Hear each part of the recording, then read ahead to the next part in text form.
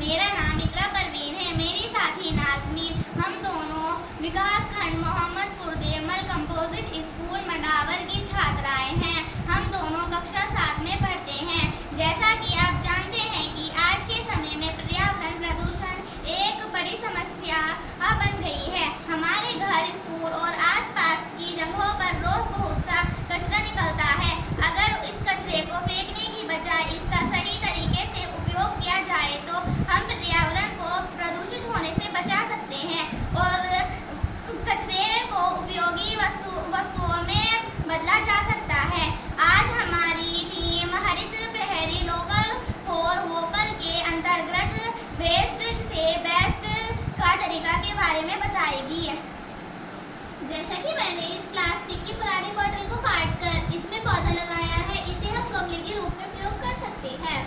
Plastic की बोतल में मैंने पौधा लगाया है, इसे भी हम डेकोरेटिव आइटम में प्रयोग कर सकते हैं। प्लास्टिक की बोतल पर मैंने कवर चढ़ाया है, इसे भी हम गमले के रूप में प्रयोग कर सकते हैं। पुरानी कॉपी के गत्ते से मैंने कैलेंडर बनाया है, इसका प्रयोग तारीख देखने और सजावटी सामान में किया जाता है। पुराने गत्ते पर मैंने कवर चढ़ाया है, इसमें पेन आदि सामग्री रख सकती है। पुराने कपड़े से मैंने थैला बनाया है, इससे पॉलीथीन का कम से कम प्रयोग होता है और पर्यावरण प्रदूषण से बचता है। घर की पुरानी ऊन से मैंने ये डेकोरेटिव आइटम बनाया है, इससे पायदान आदि भी बनाए जा सकते हैं।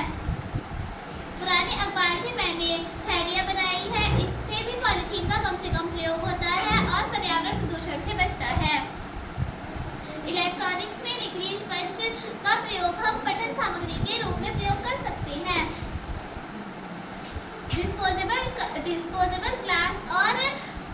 डिस्पोजेबल ग्लास और प्लेट का प्रयोग करके मैंने लैंप बनाया है, ये भी डेकोरेटिव आइटम है।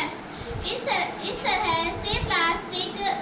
तरह से प्लास्टिक, पेपर, कपड़ा, ऊन आदि को रीयूज करके हम पर्यावरण को प्रदूषण से बचा सकते हैं। इन सभी सामान का प्रयोग हम व्यवसाय को विकसित करने में भी कर सकते हैं। इसी भावना